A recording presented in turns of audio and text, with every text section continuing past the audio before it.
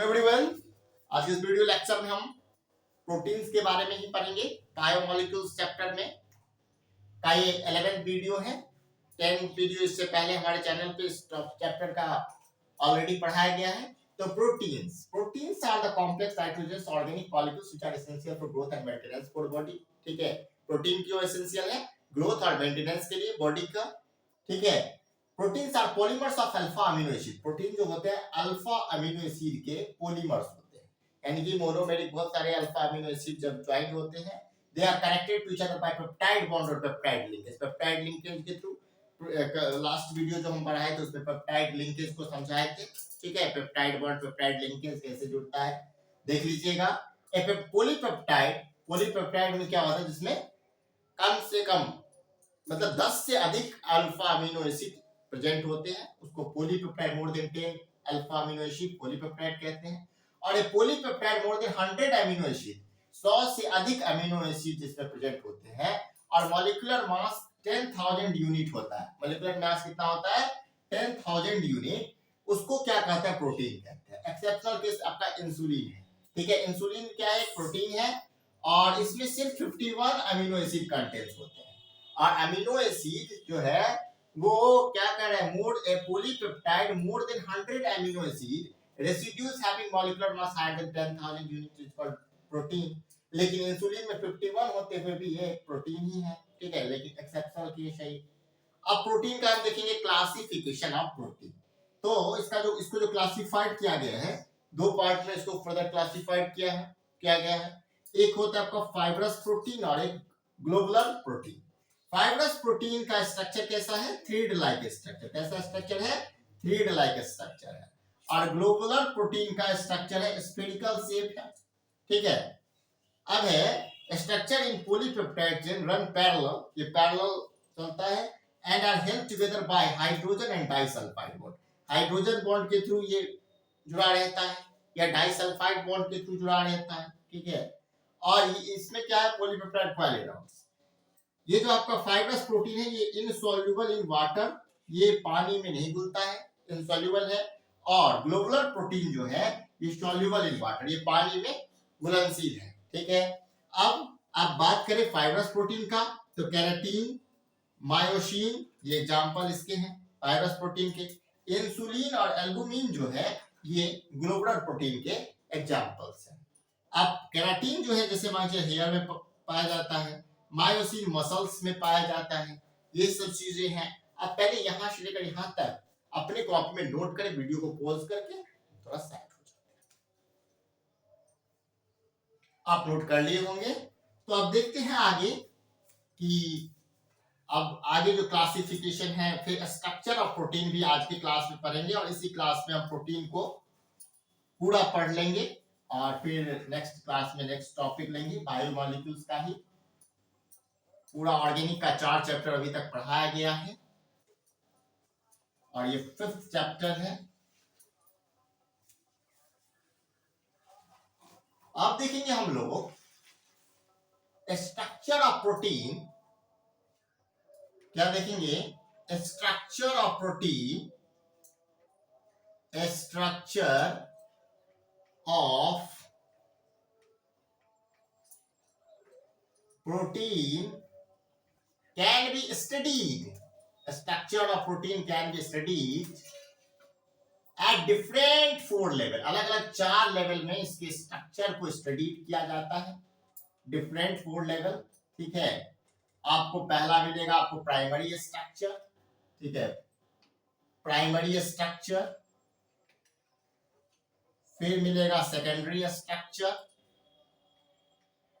Primary structure, secondary structure, secondary structure,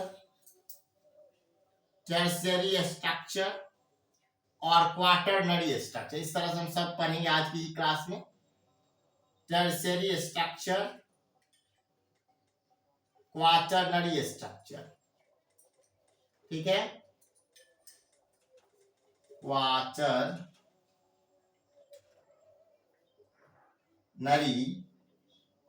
structure. Secondary structure में हम दो चीज पढ़ते हैं, एक होता है alpha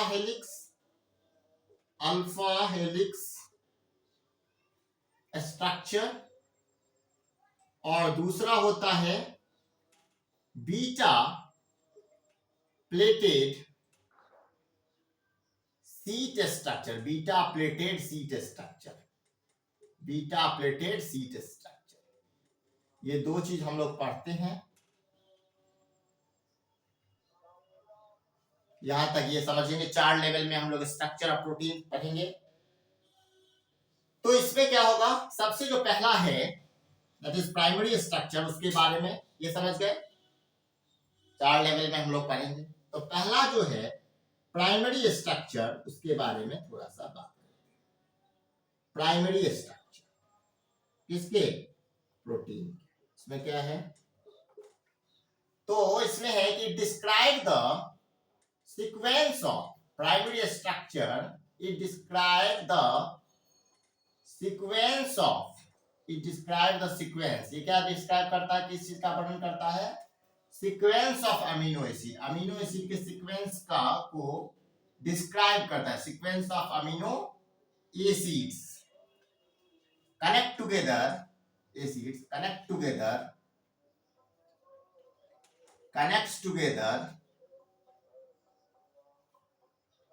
two form the polypeptide, जो एक साथ जुड़ करके क्या बनाता है, पॉलीपेप्टाइड बनाता है। पॉलीपेप्टाइड में कितने अमीनो एसिड होते हैं, more than 10 amino acid present होते हैं। अब क्या इस चीज का ये सीक्वेंस का वर्णन करता है, describe the sequence of amino acids connect together to form the polypeptide. ठीक है, ये बात समझ में आ गया।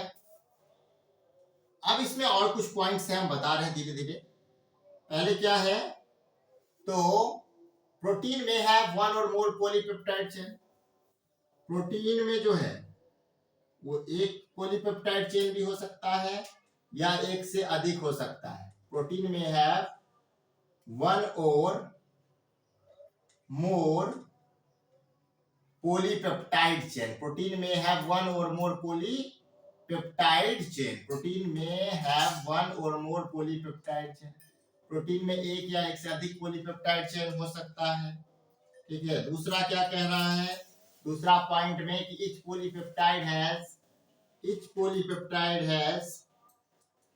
polypeptide has large number of alpha amino acid. Each polypeptide has large number of alpha amino acid. Each polypeptide has अधिक संख्या में क्या होता है, large number of alpha amino acid. Large number of alpha amino acid linked to one another sequence.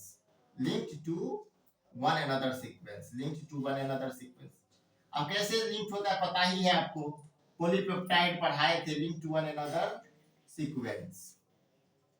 Peptide chain पढ़ाए थे, peptide linkage, मतलब एक का कार्बोक्सिलिक ग्रुप एक का अमीनो ग्रुप ज्वाइन होता है, लॉस ऑफ वाटर मॉलिक्यूल्स।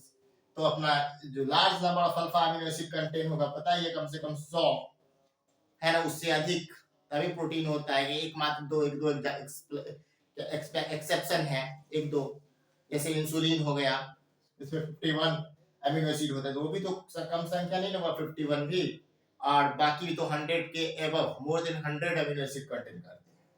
अब थर्ड पॉइंट्स पे देखेंगे हम लोग कि the change of one amino acid sequence, the change of one amino acid sequence, the change of one amino acid sequence, change of one amino acid sequence, change of one amino acid sequence, change of one amino acid sequence can alter its biological activity, can alter its biological activity। यानी कि जैसे ही उसका sequence बदलेगा ना, तो उसका जो biological activity है, मतलब वो जो है पहले जो प्रोटीन था वो चेंज हो जाएगा कंप्लीटली। आपको तो पता ही है कि क्या होता है ना, तो प्रोटीन जो होता है पॉलीमर होता है अल्फा अमीनो एसिड का। तो अल्फा अमीनो एसिड्स जो होते हैं बहुत सारे लिंक्ड होते हैं पेप्टाइड लिंकेज के थ्रू, ठीक है, तो पेप्टाइड बनाते हैं। ठीक है, बहुत सारे पेप्टाइड, बहुत सारे क्या कहते हैं अल्फा अमीनो एसिड जब जुड़ जाते हैं 10 से अधिक, तो पॉलीपेप्टाइड बनता है ना। और बहुत सारे पॉलीपेप्टाइड जुड़ के क्या बनाते हैं, प्रोटीन बनाते हैं। ये चीज तो आपको पता ही है, प्रोटीन बनाते हैं। तो यहाँ तक ये जो रहा, ये जो अभी लिखा हुआ है, ये प्राइमरी स्ट्रक्चर के बारे में है, और ये सेकेंडरी में पूरा नोट कर लीजिएगा, तो वीडियो को पॉज करके। ठीक है, अब हम बात करते हैं आगे। तो अब देखेंगे सेकेंडरी स्ट्रक्चर के बारे में, फिर उसमें देखेंगे alpha structure, alpha helix structure और बीटा प्लेटेड स्ट्रक्चर। ठीक है, दूसरा देखते हैं सेकेंडरी स्ट्रक्चर, इसको पूरा मिटा देते हैं, आप लिख लिए होंगे कॉपी में। अब देखते हैं सेकेंडरी स्ट्रक्चर। सेकेंडरी स्ट्रक्चर क्या है? सेकेंडरी स्ट्रक्चर में हम क्या देखेंगे, यही सबसे थोड़ा जो आपको पढ़ना है वो है इंपोर्टेंट। तो सेकेंडरी स्ट्रक्चर में it describe the shape. Secondary structure क्या करता है, शेप को डिस्क्राइब करता है। It describe the shape in which it describes the shape in which polypeptide chain can exist, in which polypeptide chain can exist, in which polypeptide chain can exist। ये shape को describe करता है, ठीक है, वर्णन करता है सेकेंडरी स्ट्रक्चर। इसमें हम दो चीज पढ़ेंगे, एक पढ़ेंगे अल्फा हेलिक्स स्ट्रक्चर और दूसरा पढ़ेंगे बीटा प्लेटेड स्ट्रक्चर। तो अब देखते हैं हम अल्फा हेलिक्स स्ट्रक्चर को। पहला जो है इसमें alpha helix structure, alpha helix structure, alpha helix structure. अब क्या है, इन दिस स्ट्रक्चर, इस स्ट्रक्चर में क्या होगा, in this structure the NH group, यानी कि NH2 ग्रुप जो है ना, NH2 group of each amino acid, सभी अमीनो एसिड में जो NH2 ग्रुप होंगे, each amino acid unit is hydrogen bonded, hydrogen bonded होगा। ठीक है, हाइड्रोजन बॉन्डेड होगा, is hydrogen bonded to the carbonyl group, इस ग्रुप से क्या होगा, carbonyl of another amino acid unit present at an adjacent position,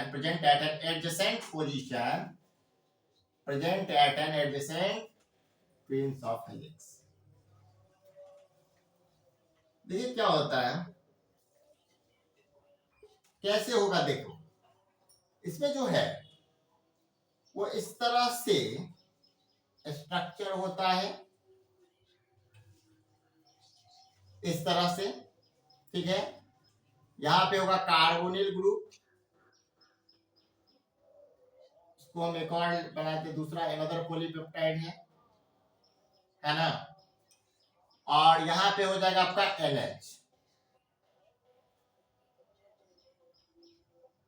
NH है ना।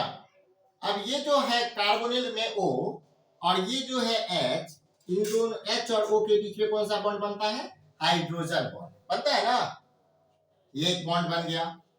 फिर देखेंगे यहां पे है कार्बोनिल ग्रुप और यहां है आपका NH ग्रुप। कार्बोक्सिलिक एसिड में से CO बचता है ना, आफ्टर लिंकेज बनने के बाद इन दोनों के बीच में कौन सा बॉन्ड हो जाता है, हाइड्रोजन बॉन्ड का फॉर्मेशन हो जाता है। फिर देखेंगे यहां देखेंगे कार्बोनिल ग्रुप और यहाँ पे NH ग्रुप, इसके बीच में भी हाइड्रोजन बॉन्ड फॉर्म करेगा। ठीक है, फिर यहाँ पे एक कार्बोनिल ग्रुप, एक कार्बोनिल ग्रुप यहाँ पे और NH, इन दोनों के बीच में भी हाइड्रोजन बॉन्ड फॉर्म करेगा। ठीक है, इस तरह से हम देखें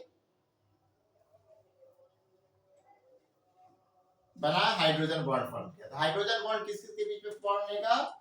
ये जो कार्बोनिल ग्रुप है और ये NH एंड NH के बीच में क्या बनेगा? Hydrogen bond formation. यही स्ट्रक्चर है प्रोटीन का, जिसका नाम है alpha helix structure. Hydrogen bond बन रहा है, पता ही होता है हाइड्रोजन बॉन्ड कैसे बनता है ना? तो इस तरह से आप लोग इसको जो है वो नोट कर लीजिए। ये अल्फा हेलिक्स स्ट्रक्चर है सेकेंडरी स्ट्रक्चर में। फिर पढ़ेंगे बीटा स्ट्रक्चर, इसको नोट कर लीजिए वीडियो को पॉज करके। ठीक है, कर लिए ही होंगे। अब देखते हैं हम लोग बीटा प्लेटेड स्ट्रक्चर। इसमें क्या होता है? बीटा प्लेटेड स्ट्रक्चर में क्या होता है?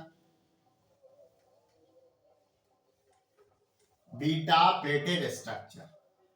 तो बीटा प्लेटेड स्ट्रक्चर में क्या होता है? Beta pleated structure, beta pleated seat structure इसका नाम है। इसमें क्या होगा तो ध्यान से देखिएगा। All peptide chain, all peptide chain, all peptide chains are stretched out, all peptide chain are stretched out। जितने भी पेप्टाइड चेन है वो stretched out to nearly maximum extension, to nearly maximum extension, stretched out to nearly maximum extension, nearly maximum extension, stretched out to nearly maximum extension। जितने भी जो peptide chain है, all peptides are stretched out to nearly maximum extension and they are laid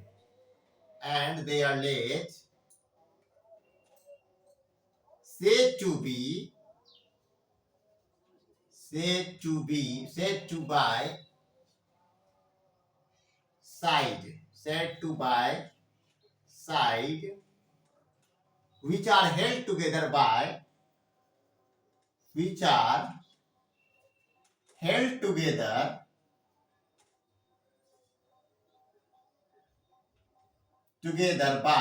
intermolecular hydrogen bond, which are held together by intermolecular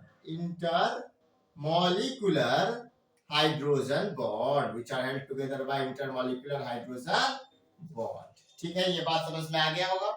अब हम देखेंगे क्या इसका structure, यानी कि बीटा जो प्लेटेड सीट स्ट्रक्चर है, इसका स्ट्रक्चर देखिए। इसमें क्या होता है ना, तो इसमें भी वही हाइड्रोजन बॉन्ड के थ्रू जो है वो जुड़ा रहता है। देखेंगे, अच्छे से देखेंगे। देखिए पहले देखो, इस तरह से साथ साथ भी बना सकते हैं और रुक करके भी बना सकते हैं। ठीक है, इस तरह से। फिर कार्बोनिल ग्रुप यहां प्रेजेंट होता है, फिर नाइट्रोजन, फिर HCr, फिर कार्बोनिल ग्रुप, फिर NH, फिर RCH, फिर C double bond O, carbonyl group, फिर देखो यहां से NH, फिर HCr। इस तरह से, अब इस तरह से ये बना। अब एक और 2-3 बनेगा। ठीक है, तो यहां से NRCH कार्बोनिल ग्रुप, फिर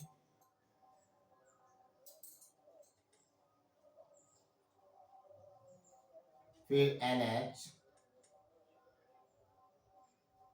फिर HCr, फिर कार्बोनिल ग्रुप, फिर NH, फिर RCH, फिर कार्बोनिल ग्रुप, फिर NH, फिर कार्बन। ठीक है, इस तरह से एक और बनेगा, नाइट्रोजन, RCH, फिर कार्बोनिल ग्रुप, फिर NH, फिर HCr, फिर कार्बोनिल ग्रुप, फिर कार्बोनिल, फिर NH, फिर RCH, फिर कार्बोनिल ग्रुप, फिर NH, फिर HCr, फिर कार्बन। अब देखेंगे इसमें क्या होगा। अब आपको पहले लिखा हुआ है कि ये जो है extension at their lead side by side which are held together by intermolecular hydrogen bond. अब हाइड्रोजन बॉन्ड के थ्रू जुड़ेगा। तो कैसे, देखिए ये वाला जो ऑक्सीजन है और ये हाइड्रोजन है, इसके बीच में हाइड्रोजन बॉन्ड होगा, है ना। यहाँ पे देखिए हाइड्रोजन है, ऑक्सीजन है, इंटरमॉलिक्यूलर हाइड्रोजन बॉन्ड होगा। यहाँ देखिए ऑक्सीजन है, हाइड्रोजन है, इंटरमॉलिक्यूलर हाइड्रोजन बॉन्ड के थ्रू जुड़ेगा। ठीक है, यहाँ देखिए ऑक्सीजन है और हाइड्रोजन है, इंटरमॉलिक्यूलर हाइड्रोजन बॉन्ड के थ्रू जुड़ेगा। यहाँ देखिए हाइड्रोजन है, ऑक्सीजन है, इंटरमॉलिक्यूलर हाइड्रोजन बॉन्ड के थ्रू जुड़ेगा। यहाँ देखिए ऑक्सीजन है, हाइड्रोजन है, इंटरमॉलिक्यूलर हाइड्रोजन बॉन्ड के थ्रू जुड़ेगा। इस तरह से हम लोग देख लिए ये बीटा प्लेटेड सीट का स्ट्रक्चर है, इसको भी नोट कर लीजिएगा। अब हम देखते हैं टर्शियरी और क्वाटरनरी स्ट्रक्चर। आज की क्लास में पूरे स्ट्रक्चर और प्रोटीन को खत्म कर देंगे। इसको नोट कर लिए होंगे, पॉज करके वीडियो को इसको पूरा नोट कर लीजिए। अब देखते हैं टर्शियरी स्ट्रक्चर और फिर उसके बाद देखेंगे क्वाटरनरी स्ट्रक्चर प्रोटीन का। सेकेंडरी स्ट्रक्चर हो गया, टर्शियरी और क्वाटरनरी में जो सिलेबस में उतना कुछ नहीं है। ठीक है, देखेंगे tertiary structure, the further folding of, इसी सेकेंडरी स्ट्रक्चर को और फोल्ड करेंगे। ठीक है, टर्शियरी स्ट्रक्चर में क्या कुछ खास नहीं है, टर्शियरी स्ट्रक्चर और बड़ा हो जाएगा ये इसका स्ट्रक्चर, क्योंकि प्रोटीन का जो होता है बहुत ही बड़ा स्ट्रक्चर होता है। तो टर्शियरी स्ट्रक्चर में क्या होता है, the further folding of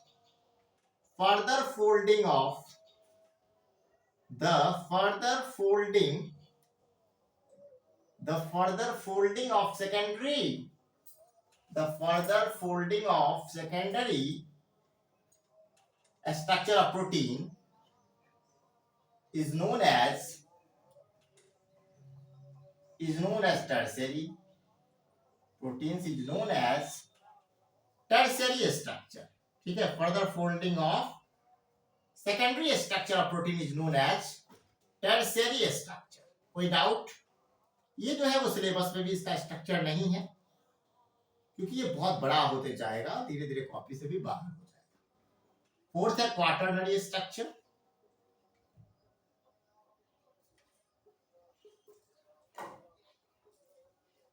quaternary structure में क्या देखेंगे हम लोग, तो some of the protein are composed of 2 और मोर पॉलीपेप्टाइड चेन्स। कुछ प्रोटीन में 2 से भी अधिक पॉलीपेप्टाइड चेन्स होते हैं, उसको जो है वो क्या कहा जाता है, तो सब यूनिट्स कहा जाता है। तो लिखेंगे क्या इसमें, क्वाटरनरी स्ट्रक्चर समझने पर थोड़ा सब यूनिट्स बता दे, सब यूनिट्स किसको बोलते हैं। तो सब यूनिट्स का ये डेफिनेशन होता है कि some of the protein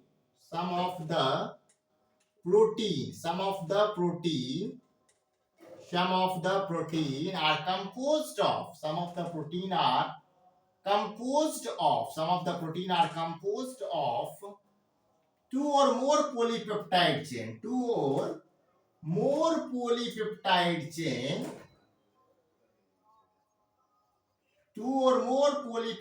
chains are called subunits.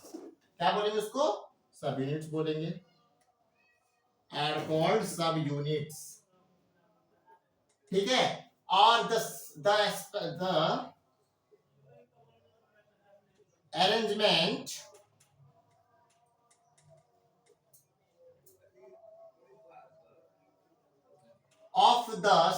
of these subunit इस सब यूनिट का जो अरेंजमेंट होता है, these सब units with respect to each other, with respect to each other, with respect to each other, with respect to each other, with respect to each other is known as quaternary structure. उसको क्या कहते हैं? Quaternary structure. ये दोनों सब इसी सब का जो है वो बढ़ता हुआ रूप सेकेंडरी का ही है। सबसे इम्पोर्टेंट और जो इस सिलेबस आपके 12th क्लास 12th सिलेबस में है वो सेकेंडरी स्ट्रक्चर है, तो उसको अच्छे से नोट कीजिएगा। बाकी ये दोनों भी समझ में आ गया। इसी तरह से प्रोटीन आज इसकी क्लास में खत्म हुआ। और अगर ये पूरा वीडियो अगर आपको अच्छा लगा तो इस वीडियो को लाइक करें, हमारे चैनल को सब्सक्राइब कर बेल आइकन को प्रेस करें। Thank you very much.